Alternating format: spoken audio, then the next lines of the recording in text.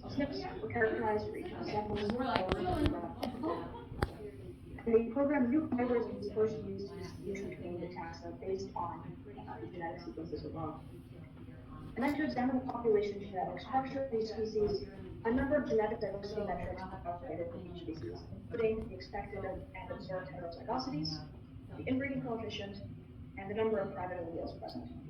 And then to understand the geographic structure of the population genetics of the species, principal components analyses were combined with admixture analyses to identify the interbreeding and natural populations. And then FST values, a measure of population differentiation, were calculated at the species level to compare genetic diversity of these two species.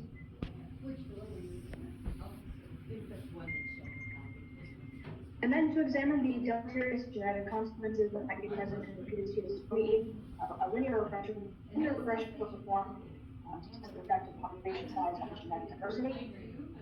And then to understand the dynamics of hybridization, the distribution of the hybrid classes from the new hybrids analysis was examined in each of the natural populations.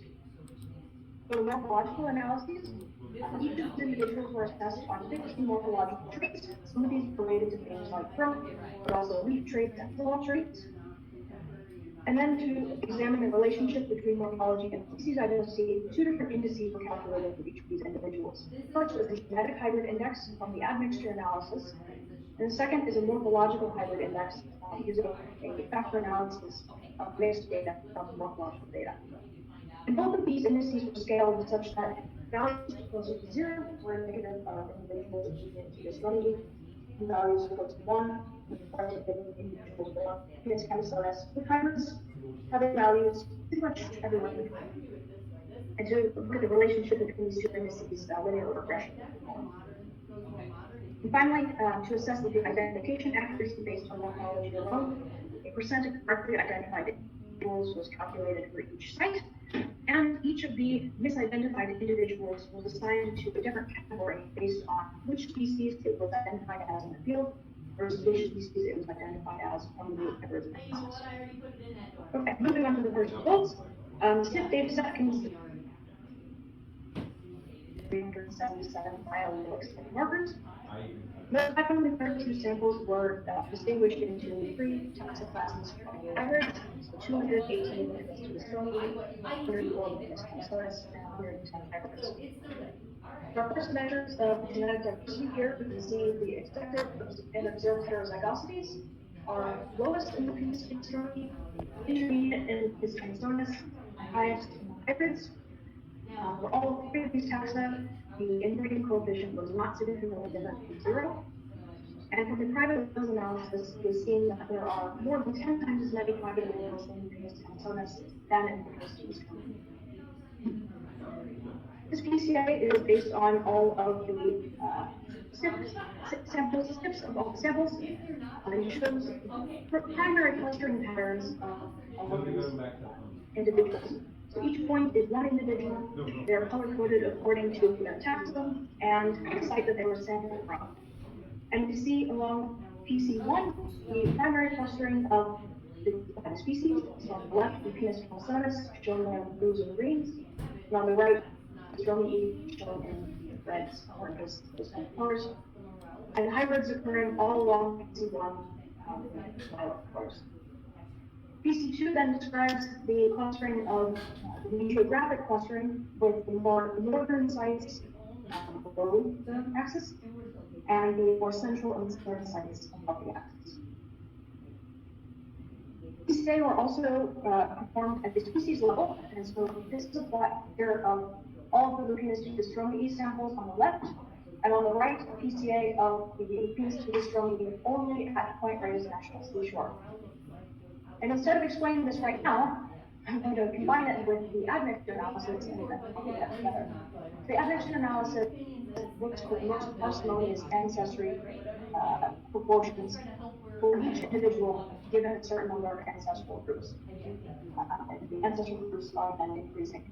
So we first start with 2 ancestral groups, how do we most parsimoniously divide these individual groups. And we see the primary distinctions between in yellow, the samples in the north at Point Reyes National Seashore, and in orange, the samples at Monterey Peninsula which is also seen along one of the PCA wall samples. And then as we increase the number of ancestral groups, we start to see substructure in these regions. We'll take a look at 5 ancestral groups to point out that in each of these regions, there seem to be 2 primary groups.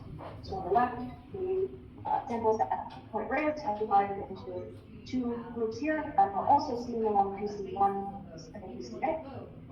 And here the Monterey samples are also divided into 2 groups that are seen along PC2 and the first PCA. So in this process, we can see that there are approximately 4 ancestral groups for this species. And this process was also repeated for the Pinus canistonus and the entire set of samples. And from that analysis, it was determined that 11 ancestral groups best explain the shared ancestry of the system. And K equals 11 was chosen because it represented all 3 of the main regions with substructure in each of the regions, accurately reflecting the 4 natural populations of the Pinus fungi and 7 of the Pinus canistonus. And instead of displaying this information as a bar plot, I'm presenting now a pie chart map. And it's a lot. So each pie is representative of 1 taxon at 1 site. Pies emerging to the right of the coast are single species sites, and they're color coded by the color of the line coming out of them. So those with red lines are only the Pinus strongly, and those with blue lines are only the Pinus. Pies emerging to the left of the coast are the sites of co-occurrence. Those pies are then arranged in a grid such that the Pinus canistonus is on the left, the Pinus strongly is on the right, and the hybrids are in the middle. And from this plot, the main takeaway is that we have a geographic pattern of shared ancestry here, with sites that are occurring in the same area, admixing and sharing ancestry, are sites that are further apart have some distinction there. To further explore the geographic population structure, FST values were calculated at the species level and at the site level. So FST values are going to vary between 0 and 1. Values close to 0 meaning that perfect overlap are completely the same. Values close to 1 are completely different. There's completely similarity and no overlap at all. The overall FST value for comparing the Pinus canistonus versus the Pinus strongly was 0.64. And this plot on the left shows the site comparisons of the pairwise site comparisons for the Pinus canistonus and the Pinus strongly, divided into what type of comparison it is. So a comparison can either be between region, where you compare a site from one region to another region, and within region, where you're comparing 2 sites within the same region. And we can see for both species, the region FST is greater than within region FST. So sites that are further apart are more dissimilar than sites that are closer together. But between regions, it's greater in the Pinus strongly and the canistonus.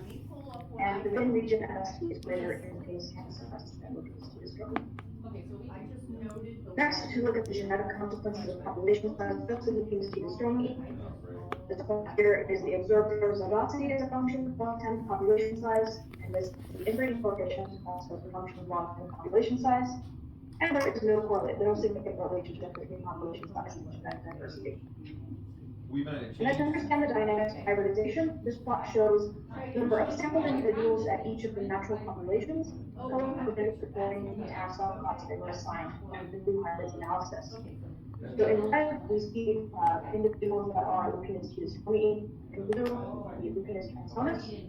And just I want to point out first that there are some natural populations where we see all species occurring, and 3 where these species co-occur. At those 6, there are other colors that are indicating the different hybrid classes. So orange indicates a first generation F1 hybrid, so it's the production of a direct cross between the Pinus strongly and the Pinus canistonus. Green are F2 hybrids, so a cross between 2 F1 hybrids. Yellow are back crosses of the Pinus strongly, and violet are back crosses of the Pinus canistonus. So sites of co-occurrence, we see some different patterns in the distribution of these different hybrid classes. The first type of pattern are Monterey and Reyes North. And these 2 natural populations show fairly consistent proportions of each of the hybrid classes. Whereas at Monterey A, there are very few hybrids compared to the pure parental species, and most of them are echelon hybrids. There's different dynamics happening at these different kinds of populations. Next, to understand the relationship between morphology and species identity, this is a plot of the genetic hybrid index as a function of the morphological hybrid index X. And while there is a significant relationship between these two indices, it's primarily driven by the strong clustering points down here at 0, 0, for the weakness to Estroni, and the points with 1, 1 for weakness on cells. Whereas the hybrids are kind of existing everywhere in space. One thing to notice is that most of the points are clustered pretty close to 0, 0, whereas the genetic hybrid